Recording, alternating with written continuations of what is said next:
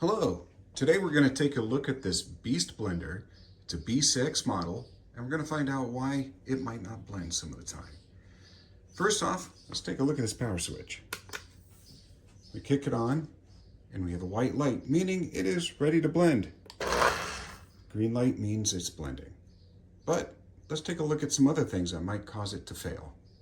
First off, if the lid is loose, you'll notice that the light turns amber. And that means that we got to look a little further. So let's dig in. So if you have an amber light, let's take a look at what's going on. If we take this top off and flip it over, you're going to notice 6 metal contacts here and 2 pins inside the base here. This is the part where we notice there's a lot of safety mechanisms going on here because you got sharp spinning blades. Because we only have 2 contacts at exact opposites, we only need to check across these 2 pins. And what I noticed was pulsing voltage. It's looking for a sensor that's in here. And there's a couple of them. So let's take a look at what's going on.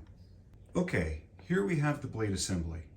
There's a lot of safety mechanisms built in because there are sharp blades exposed. So safety note, be very careful what you do here. So there's 2 things going on. First, and probably the most obvious, if we take a look at the bottom here, those pins may be dirty or the contacts on the blender itself might be dirty. So just get a cotton swab with some alcohol on it and rub it on there to clean it off, and that should do the trick. If that doesn't do it, let's keep digging in.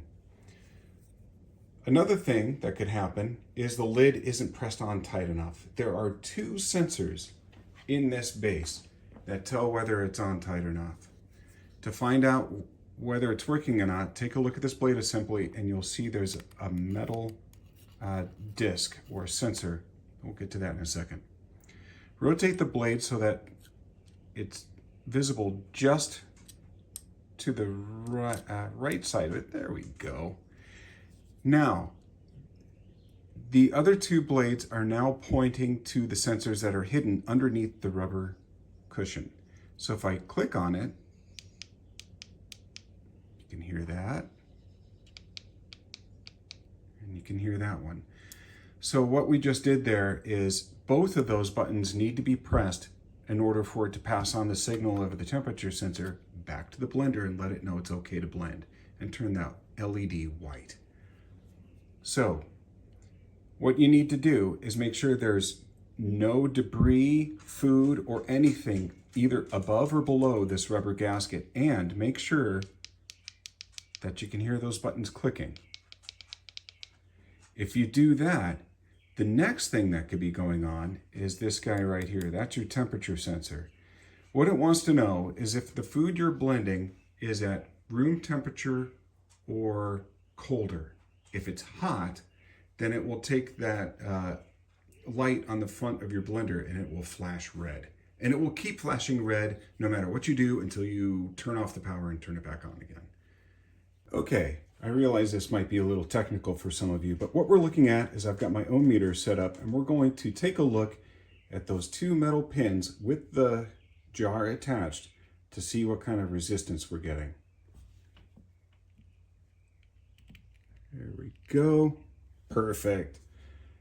All right, we've got a resistance of about 11.5 kiloohms. What that means is it's sensing room temperature, and if we were to put that on right now, it would be okay to blend.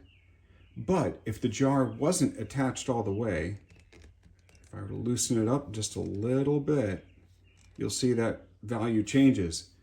OL means it's over the value, meaning it's infinite resistance, it's open.